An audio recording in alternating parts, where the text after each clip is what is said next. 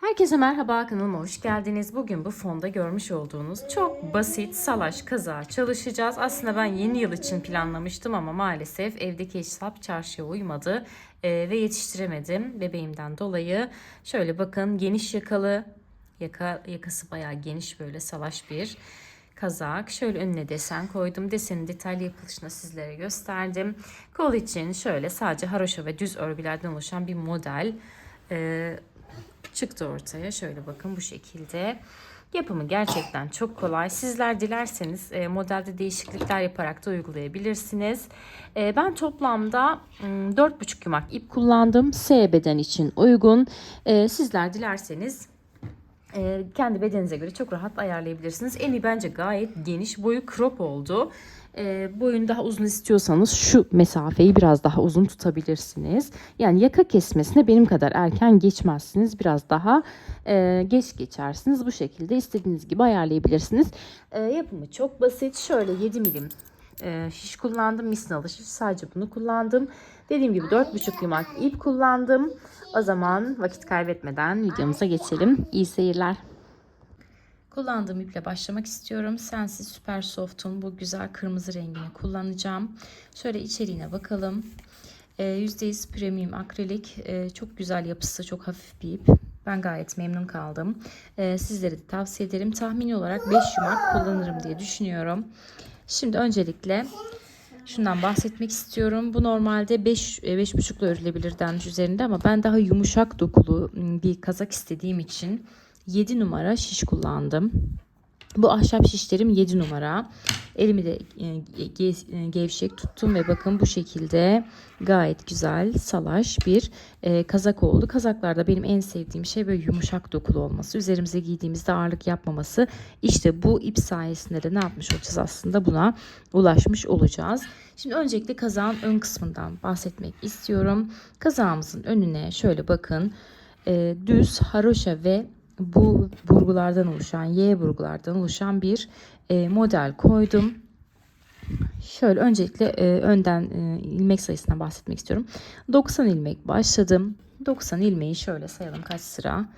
1, 2, 3, 4, 5, 6, 7, 8, 9. 9 sıra bir ters bir düz lastik yaptım. 9 sıra bir ters bir düz lastikten sonra modelin kurulumunu yaptım direkt. Kurulumdan şöyle bahsedeyim. 6 tane düz ilmek, 6 tane haroşa, 12 tane modelim için düz ilmek, 6 tane haroşa, yine 12 tane düz ilmek, 6 haroşa, 12 düz ilmek, 6 haroşa, 12 düz ilmek, 6 haroşa ve 6 tane düz ilmek şeklinde modelin kurulumunu yapıyoruz ön yüz için. Şimdi ben bunu ekrana da yazacağım ölçülerini. Yani kaç haroşa kaç düz şeklinde daha kolay yapabilirsiniz oradan. Bunu şimdi belli bir uzunlukta ördüm. Yaka kesmesini birlikte yapacağız. Ama ondan önce şu Y burguyu nasıl yapıyorum onu sizlerle bir paylaşmak istiyorum. Aslında kalbe de benziyor. Y burgudan ziyade daha çok kalp şekline benziyor. Şimdi ben şu küçük bir örnek üzerinde bunu göstereceğim sizlere. Zaten bir tane motifi anlarsanız diğerlerini çok kolaylıkla yapabilirsiniz. Burada sadece şu kısmı yapacağım. Yani bir motif ve kenarlardaki haroşa kısmını. Mantık zaten aynı. Şöyle bakın 200 sıra lastik ördüm. Üzerine modelimi 2 sıra ördüm. Şimdi artık Y burgu şeklini vermeye geçelim. Kenar ilmeğimi örmeden alıyorum. Daha sonra 6 tane haroşa örüyorum. Haroşa için ben her 200'de de düz ördüm. 3, 4, 5 ve 6.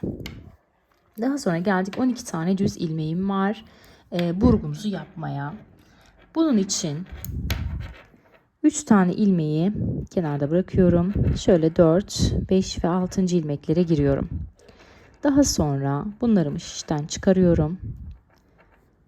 Şu başta kalan 3 ilmeği geri şişime takıyorum.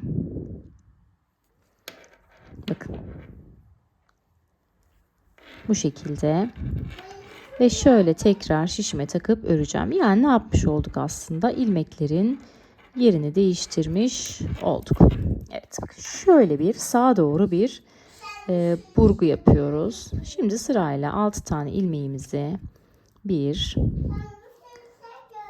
2, 3, 4,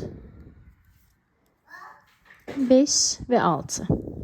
Düz bir şekilde örüyoruz. Burgumuzun birinci aşaması bu. Gelelim diğer kısmına. Şimdi bakın sırada yine 6 tane ilmeğim var. Bu sefer de burada sağa doğru bir yataylık yapmıştık. Burada da sola doğru bir yataylık yapacağımız için sıradaki 3 tane ilmeğimi şöyle şişime taktım.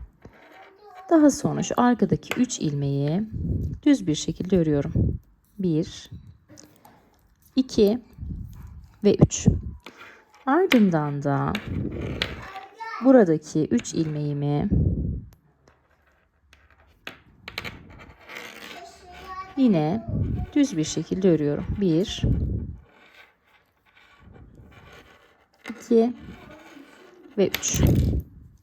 Evet bakın bu şekilde burgumuzu yapmış olduk. Kalan ilmeklerimi 1, 2, 3, 4, 5, 6 tane haroşa örüyorum.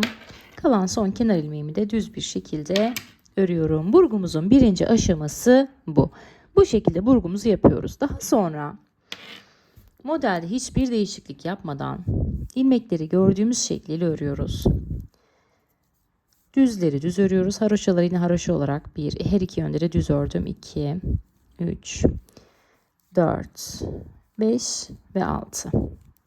Burgu yaptığımız 12 ilmeği arka yüzde ters olarak örüyorum. Ön yüzde düz olarak öreceğiz.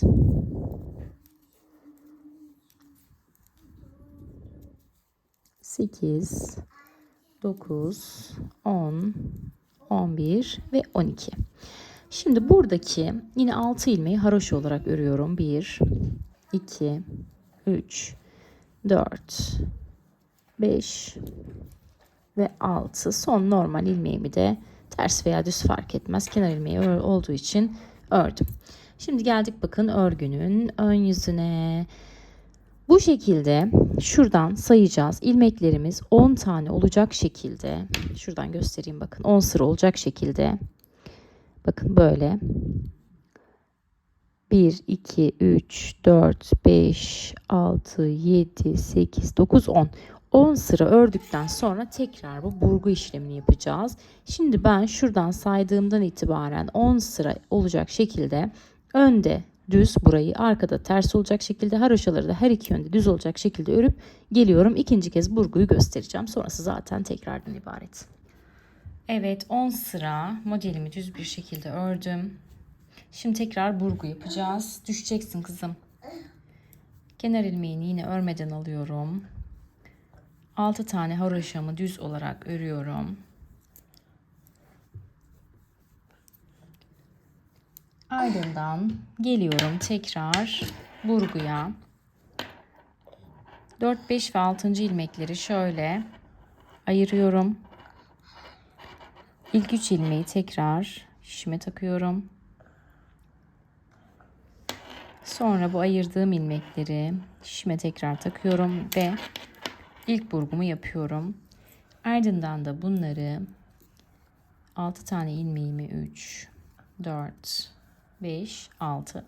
Bakın düz bir şekilde ördüm ve ne yapmış oldum? Burgumu yapmış oldum. Şimdi geliyoruz sol tarafa. Bu sefer de sola kıracağımız için sıradaki böyle ilk 3 ilmeği ayırıyorum. Şuradaki 1, 2, 3 tane düz ilmeğimi düz bir şekilde örüyorum. Sonra bunları şişime takıyorum.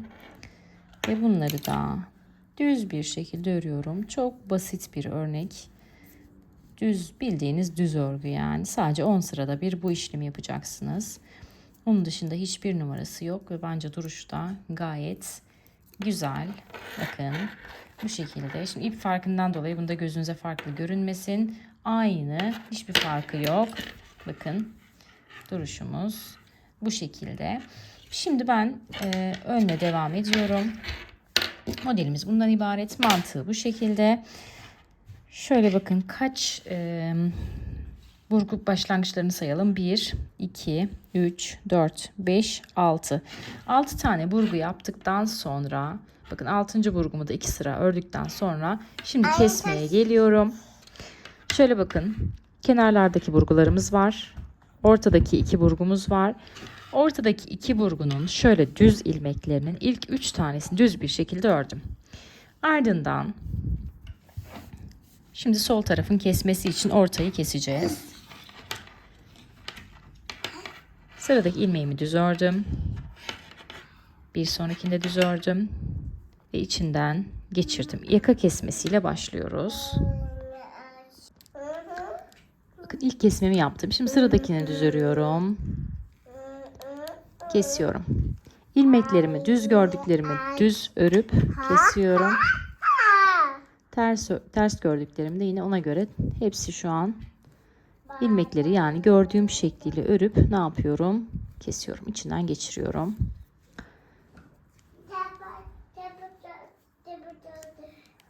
Evet, bakın.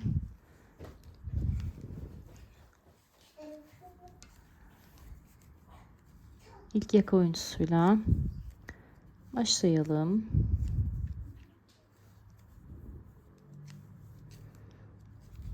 Evet, bakın. Şöyle ilk kesmemizi yaptık. Düz bir şekilde geliyoruz. Şimdi şuradan da 3 tane düz ilmekten 3 tane ilmek kalıncaya kadar düz bir şekilde öreceğim.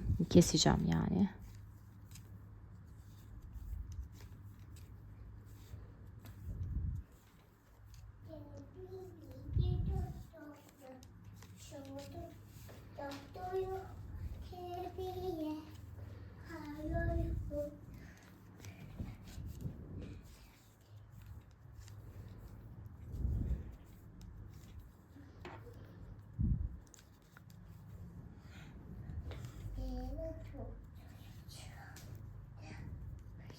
Evet, bakın şöyle ortadaki iki burgunun kenarlarından 3'er ilmek kalacak şekilde arayı kestim. Şimdi burayı ilmekleri gördüğüm şekliyle öreceğim. Arkayı da gördüğüm şekilde öreceğim. Önde tekrar kesme yapacağız. Kesmeleri sadece ön yüzde yapacağız. Arka yüzde herhangi bir kesme yapmayacağız. Şimdi ben tamamlayıp dönüyorum. Evet, geldim tekrar sıra başına. Şimdi tekrar kesme yapacağım. Sıradaki ilk iki ilmeğime hemen birlikte girerek bir tane kesme yapıyorum. İlmeğimi tekrar şişe takıyorum. İkinci kesmemi yapıyorum. Ne yapmış olduk? 2 tane kesme yapmış olduk. Şimdi kalan ilmekleri yine gördüğüm şekilde öreceğim. Arkada da yine gördüğüm şekilde öreceğim. Önde tekrar kesme yapacağız. Şimdi tamamlayıp dönüyorum. Yani sadece 2 ilmek kesmiş olduk. Arka yüzde kesme yok. Ön yüzde 2 ilmek kesiyoruz. Evet, tekrar ön yüzdeyiz. Yine kesmeyle devam ediyoruz. Bu son kesme sıramız. Şöyle ilk 2 ilmeğe birlikte hemen gireceğim. Şunu düzeltelim. 2 ilmeğe birlikte giriyorum ve düz bir şekilde kesiyorum. Daha sonra ilmeğimi tekrar takıyorum. Şişler ekrana sığmadığı için biraz zorlanıyorum. İkisini birlikte yine düz bir şekilde örüyorum ve ikinci kesmemi yaptım. Şimdi tekrar bakalım. Bakın. Ortadaki şu kenardan göstereyim. 6 tane düzüm var. 6 tane haroşam var. 12 tane burgum da var. Şöyle de 2, 4, 5 tane de haroşa için ilmeğim var. Ne yapmış olduk? Şurayı şöyle bir geçiş yapmış olduk. Kesme yapmış olduk. Şöyle karşıdan göstereyim. Çok derin bir kesme değil aslında. Bu kadar bence yeterli. Şimdi şöyle bir 4-5 sıra modelimi düz bir şekilde devam ettireceğim. Kesme yapmadan. Yani modelime uygun olarak ne görüyorsam o şekilde bir örmeye devam edeceğim. Daha sonra da ilmeklerimi kapatacağım ve diğer tarafa geçeceğiz. Diğer tarafa da aynı sayıda ilmek kalıncaya kadar aynı işlemi yapacağız. Şimdi kaç tane ilmeğim kaldı onu da söyleyeyim. 2, 4, 6, 8, 10, 12, 14, 16, 18, 20, 22, 24, 26, 28, 29. Toplamda 29 tane ilmeğim var. Bu 29 ilmeği şöyle bir 4-5 sırada düz öreceğim omuz payı için. Daha sonra keseceğim. Ardından bu tarafa geçeceğiz. Burada da 29 ilmek kalıncaya kadar aynı şekilde buradan kesme yapacağız. Ve daha sonra modelimizin arka yüzüne geçeceğiz. Evet, son kesmeden sonra 5 sıra düz bir şekilde ördüm. Yani kesme yapmadan modelimi devam ettirdim.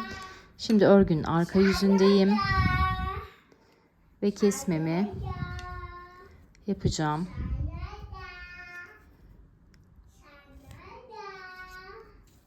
Şöyle kesip diğerinin içinden geçiriyorum. Bir tane düz örüyorum. Bir öncekinin içinden geçiriyorum.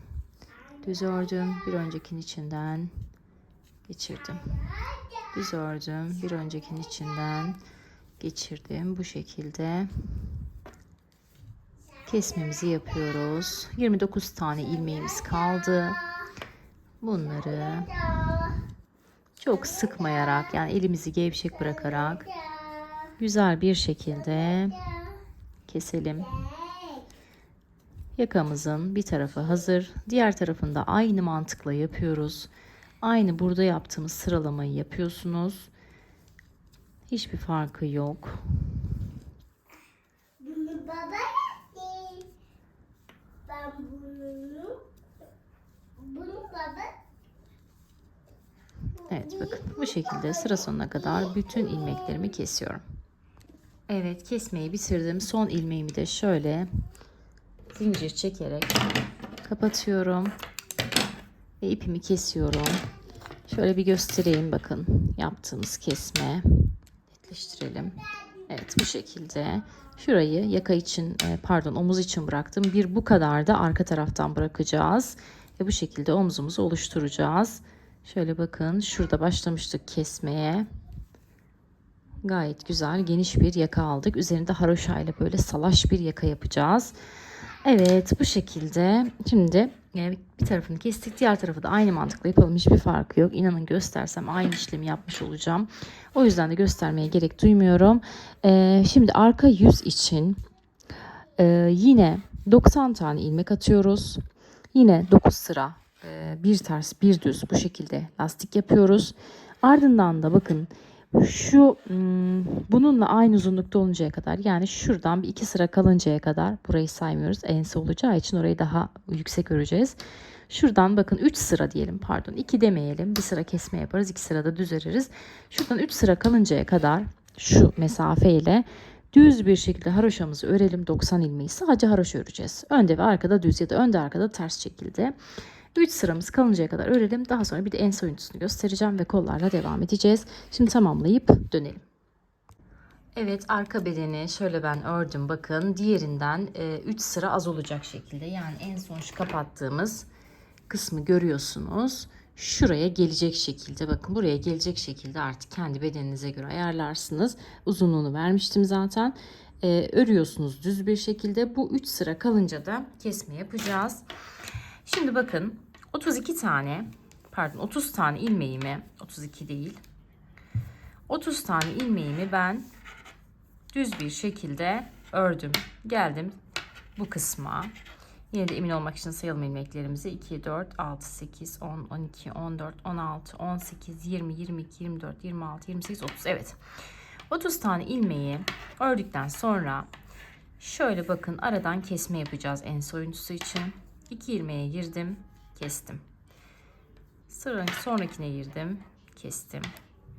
Sonrakine giriyorum, kesiyorum. Bu aradaki ilmekleri keseceğim. Yani sıranın şöyle bakın sağ omuz için 30 tane ilmek bırakmıştım. Sol omuz oyuntusu için 30 tane ilmek kalacak şekilde bu aradaki ilmeklerimizi kesiyoruz.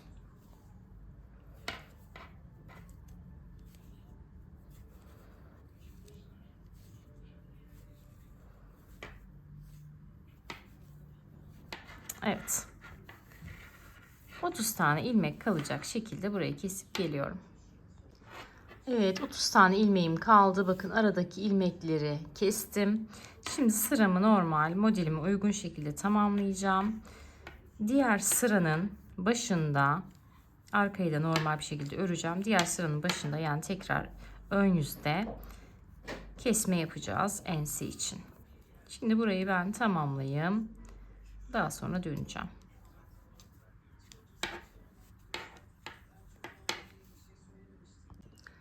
Evet, geldim tekrar sıra başına. Yine kesmelerle devam edeceğiz. Bir ilmeği alıp diğerinin içinden geçirdim. Bir tane kesme yaptım. Tekrar batıyorum. Diğerinin içinden geçiriyorum. Ve bu sırada da 2 tane kesme yapmış oldum. Şimdi kalan ilmeklerimi normal bir şekilde öreceğim. 28 tane ilmeğim kalacak.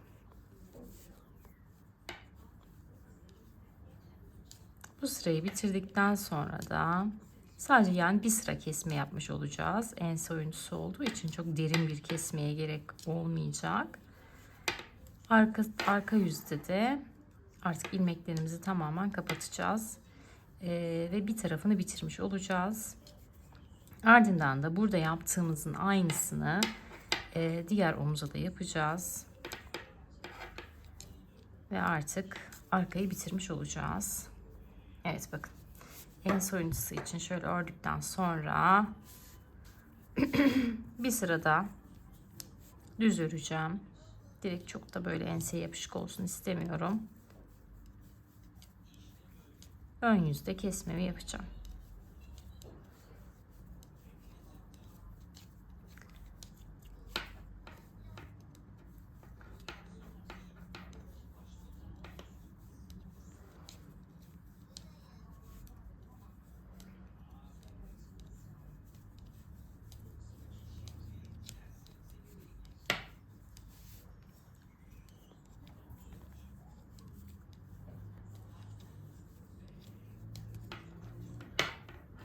Evet.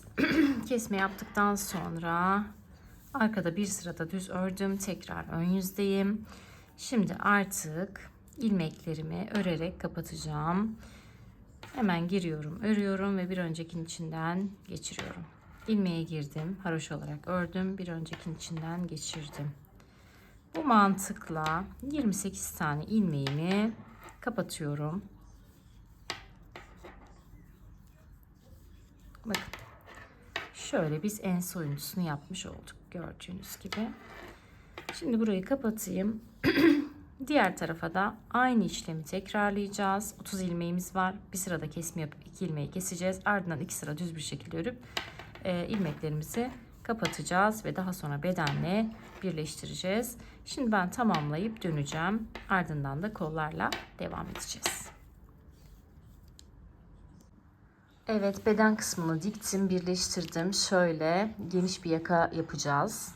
Böyle dökümlü. Onun için bu kısım böyle geniş ve açık kaldı. Kolları da şöyle göstermek istiyorum. Ben kolları ördüm. Şöyle size tarif edeceğim. 40 ilmekle başladım. Şöyle bakın 3 haroşa bir düz şeklinde. Kaç santim örmüşüm onu hemen sizinle paylaşacağım. Bırak bir kızım. Evet 8 santim ördükten sonra 8 santim ördükten sonra bakın örgünün ters yüzünde düz yüzünde ters olacak şekilde şöyle 2 sıra düz örgü yaptım. Ardından da modelin ters tarafından yani düz tarafını bakın terse çevirdim. Ters tarafını düze çevirdim ve bu şekilde devam ettim. Şöyle bakın modelimiz bu şekilde devam ediyor. Şöyle de bakın 3 haroşa bir düz ilmek şeklinde. Şöyle santim olarak söyleyeyim size. 3, bu 4. 13 sıra 13 santim daha ördüm. Ardından da düz ilmeklerim sabit kalacak şekilde 3 olan haroşa sayımı 5'e çıkarıp şöyle de bir 16 santimde o şekilde ördüm ve toplam uzunluğunu söyleyeyim. Şöyle bakın 51 santim uzunluğunda kol boyunu ördüm. Ardından da şu kısımda bütünlük olsun diye son olarak da bütün ilmeklerimi düz olarak ördüm. O düz ördüğüm kısmı da santim olarak söyleyeyim. Sus canım. Bakın 9 santim uzunluğunda da düz bir şekilde ördüm. Yani toplam 51 santim uzunluğunda ördüm. Bunu kendi boyunuza göre de ayarlayabilirsiniz. Diğer kolu da aynı şekilde ördüm ve diktim, birleştirdim. Şimdi yakayı da göstereceğim size. Son olarak zaten kazağımız da bitmiş olacak. Yaka kısmı için de böyle misinalı şişle yakanın bütün çevresinden bu şekilde ilmek alacağım. Şöyle ben bir ilmeklerimi çıkarayım. Bakın bu şekilde eşit bir şekilde her tarafından ilmekleri çıkaracağız. Senden. Ardından da haroşa olarak yakamızı belli bir uzunlukta örüp ikiye katlayacağız. Baba gitti. Dökümlü salaş bir yaka olacağı için geniş olması önemli. Dar olursa o dökümü veremeyiz. Bakın bu şekilde. Şimdi ben bütün çevresinden bir ilmek çıkarayım. Daha sonra devam edeceğiz. Arkadan olmuş. Evet, bu şekilde yakanın bütün etrafını ilmekle geçtikten sonra şimdi başlıyorum yakayı örmeye. Yakayı tamamen haroşadan öreceğiz. Haroşa yapabilmek için, o modeli verebilmek için misinalı şişle bir sıra düz öreceğiz, bir sıra ters öreceğiz. Şimdi ben bir sıra düz örerek başlıyorum. Bir sonraki sırada ters, bir sonraki sırada düz. Bu şekilde dönüşümlü olarak öreceğim.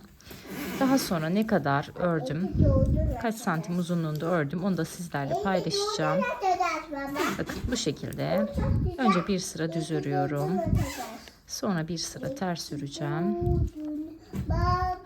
Bu mantıkla sıramı tamamlayacağım ve yakamı oluşturacağım. Daha sonra da kaç sıra ördüm sizlerle paylaşacağım. Yani sadece aslında yaptığımız iş ne? Bir düz bir ters olarak sıramızı örmek. Yaka örümü bu kadar basit.